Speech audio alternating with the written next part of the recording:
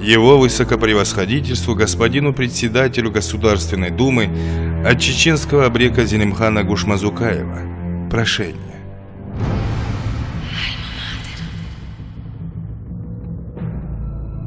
Так как в настоящее время в Государственной Думе идет вопрос о грабежах и разбоях на Кавказе, то депутатам будет небезынтересно ознакомиться с причинами, заставившими меня, одного из самых известных абреков Терской и Дагестанской областей, сделаться абреком. Все рассказывать не стоит, это займет слишком много вашего драгоценного времени. Я ограничусь, как сказал, указанием обстоятельств, при которых я ушел в абреки. И кроме того, расскажу о двух своих наиболее громких преступлениях. Первое – убийство подполковника Добровольского, старшего помощника начальника Грозненского округа в 1906 году. И второе – убийство полковника Галаева, начальника Веденского округа, летом минувшего 1908 года. Чтобы господа депутаты имели хоть какое-нибудь представление о драме моей жизни, я должен в коротких словах упомянуть о месте моего рождения и о своей семье.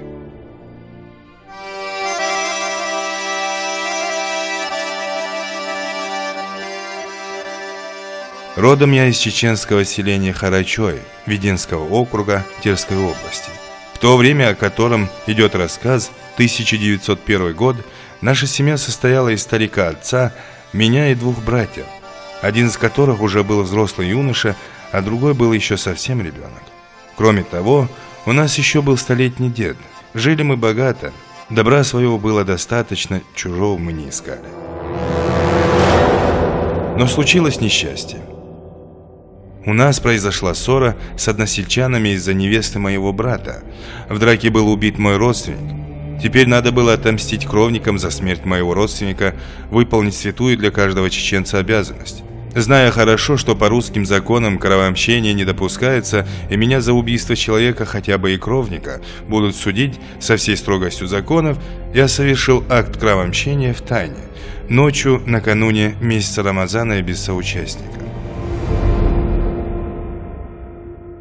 В ауле наконец-то вздохнули свободно. Распри должны были кончиться, и между сторонами состояться полное примирение. Но стали проводить дознание. Начальник участка капитан Ха, ныне благополучно управляющий одним из округов Терской области, показал, что застал нашего врага еще живым, и последний будто бы указал как на виновников своей смерти на меня, на моего отца и двух братьев. Таким образом, было найдено юридическое основание для того, чтобы обвинить нас. Суд присудил нас четверых в арестантское отделение. На запрос палаты, каким образом покойный ночью мог узнать, кто в него стрелял, тот же начальник участка капитан Ха ответил, что была светлая лунная ночь, и лица были хорошо замечены умершим. Так со стороны Ха это была явная ложь и пристрастное отношение к делу. Во-первых, как и всему народу, ему было известно, что мой отец и два брата ни в чем не виноваты. А во-вторых, накануне Рамазана луна не светит. Люди говорят, что ему дали взятку наши враги. Я вполне этому верю. Один из моих двоюродных братьев умер в тюрьме, а другой впоследствии в ссылке. Я же бежал из Грозненской тюрьмы с единственной целью отомстить капитану Ха, виновнику всех несчастий нашей семьи. Но он нашелся. Узнав о том, что я на свободе, он прислал ко мне человека, который сказал, что капитан Ха сознает свою ошибку, очень раскаивается и просит у меня прощения. Кроме того, обещает меня никогда не преследовать. Я поверил его раскаянию, поверил и ему. Из последующей деятельности этого человека выяснилось, что он очень далек от раскаяния и просто перехитрил меня, перейдя на службу в другое место. Таким образом, из мирного жителя селения Харачой я превратился в абрека Зелимхана из Харачоя, но еще не такого знаменитого, как сейчас. Теперь же, ваше превосходительство, я расскажу, за что я убил подполковника Добровольского. В то время Добровольский был старшим помощником начальника Веденского округа и постоянно жил в Ведено. Естественно, на нем лежала обязанность преследовать меня. Но как он это делал? Прежде всего ставил Харачое экзекуции. Затем всячески давил на моих родственников и лиц, имеющих, по его мнению, или вернее, по мнению доносивших, какое-нибудь отношение ко мне. Мой старый отец, уже вернувшись домой, отбыв свой срок наказания, а в особенности брат, самый тихий и добродушный из харачоевцев, подвергались со стороны Добровольского всевозможным гонениям, аресту на продолжительное время под тем или иным предлогом, штрафам, придиркам и прочее, и прочее.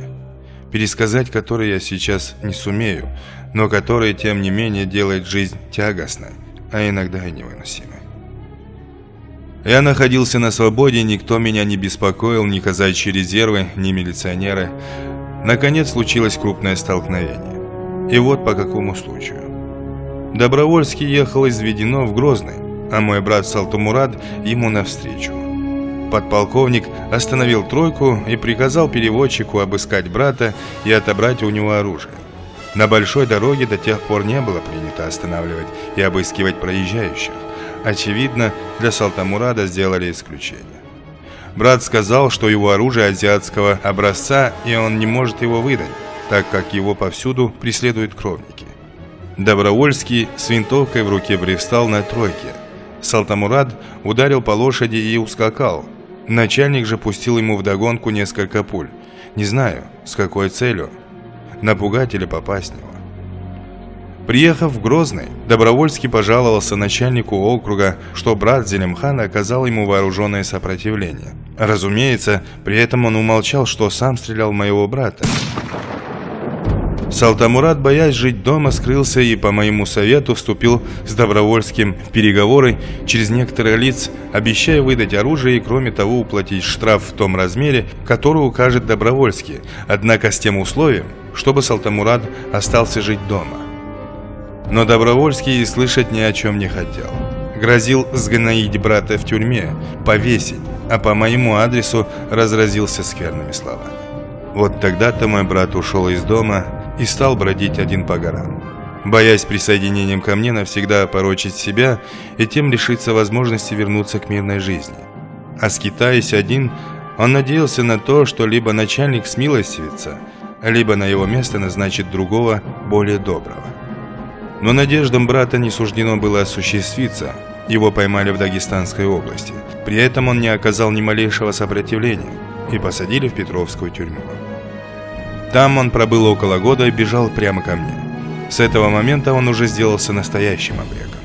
Мой отец еще раньше брата присоединился ко мне, предпочитая жизнь обрека тюремному заключению, которое должно было длиться до тех пор, пока меня не убьют или не поймают. Вот за то, что Добровольский заставил сделаться обреком моего отца и брата, обругал меня скверными словами, он и поплатился жизнью. Далее, ваше превосходительство, я расскажу, за что я убил полковника Галаева. Вскоре после смерти Добровольского Веденский округ был объявлен самостоятельным в административном отношении, и нам прислали начальника округа именно Галаева.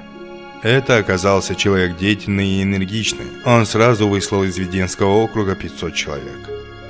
Его меры, направленные против меня, а также против отца и брата, выражались в том, что он приблизил к себе нашего противника Ильсанова из Харачоя и стал по его доносам сажать в тюрьму или высылать наших родственников и друзей, а иногда и лиц, совершенно не имевших к нам никакого отношения.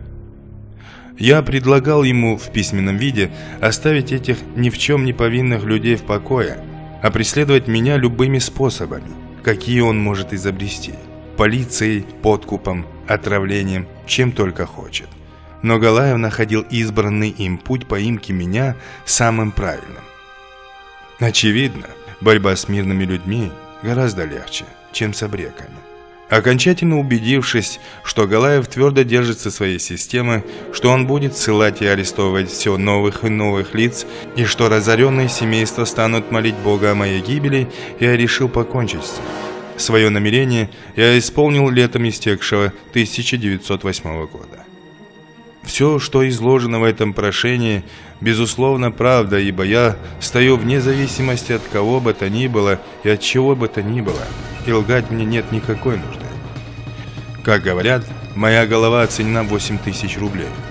Конечно, эти деньги собраны с населения. Я знаю, что дело мое кончено. Вернуться к мирной жизни мне невозможно.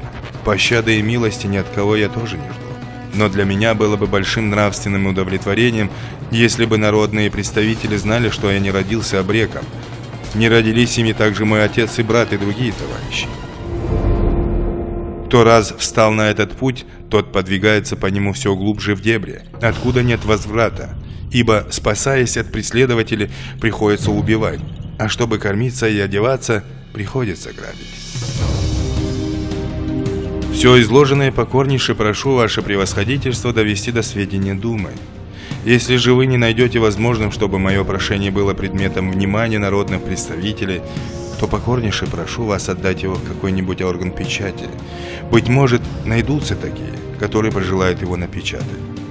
К всему прилагаю свою именную печать и казенную печать Андреевского сельского управления Хасавюртовского округа. Администрация Терской и Дагестанской области знает, что всякое письмо, снабженное этими знаками, идет от меня. Зелимхан Ушмазукаев, 15 января 1909 года. Это уникальное письмо Зелимхан писал председателю тогдашней Государственной Думы. В этом потрясающем по искренности и благородству документе Зелимхан постарался рассказать о тех причинах, которые заставили его сделаться абреком, о беззакониях, творимых царскими властями по отношению к жителям Северного Кавказа, о том, что обречество – это протест отдельных людей против бесправия горцев, против их нищеты и унижений, что абреки – это не разбойники, не негуманные хищники, как их называют власти. К сожалению, письмо абрека не стало предметом обсуждения народных представителей в Государственной Думе. Не было оно опубликовано и в газетах, зато был опубликован в печати ответ на письмо Зелимхана генерала Михеева. Мне известно и без указания Зелимхана, что на царскую службу иногда попадают люди нехорошие, с порочными и противными духу закона наклонностями. Пусть Зелимхан знает, что я, как представитель закона и порядка в области, считаю его, Зелимхана, самым крупным нарушителем закона, виновным перед Богом и царем, а потому заслуживающим самую тяжелую кару. Жизнь знаменитого абрека Зелимхана закончилась трагически. Он, тяжело болеющий в то время лихорадкой, был предан. Дом, где он находился, был окружен солдатами. С винтовкой в руках он выбежал во двор, стреляя на ходу. Спрятавшись за стогом кукурузных стеблей, он отстреливался, но был ранен. Его рубашка промокла от крови и дождя, силы покидали его. На рассвете солдаты подошли к затихшему абреку, думая, что он убит, но, запев дуа, он открыл огонь. Дальше слово писателю Магомеду Мамакаеву. Грянул залп, и Зелимхан упал как подрубленный. Но в тот же миг снова вскочил на ноги и выпустил еще 5 смертельных пуль в своих врагов. Дальше все происходило, как в фантастическом сне. Раздавался залп, абрек падал, как заколдованный, вставал, и снова гремели выстрелы. И так продолжалось минут 20. Наконец он упал и не встал. Но когда один из офицеров с криком «Ура!» устремился к нему, Зелимхан, видимо, не в силах поднять винтовку, сразил его выстрелом из браунинга. Все было уже кончено. Ноги его подкосились, и он опустился на колени. Кровь текла из его многочисленных ран так, что он походил на какой-то красный призрак. И все же Зелимхан встал во весь рост и, громко читая ясин, пошел навстречу подползавшим к нему солдатам. «Ложись!» – истерически крикнул Кибира, прячась за стог соломы. А Зелимхан шел на врагов и читал: «Ясин, вал Куранил Хаким, иннака ламинал мурсалим». Еще выстрел, и Зелимхан рухнул на свою винтовку. Оборвались слова ясина. Но еще долго никто из солдат и офицеров не решался подойти к нему, на всякий случай всаживая десятки пуль в мертвое тело абрека, потому что и мертвый он казался своим врагам живым.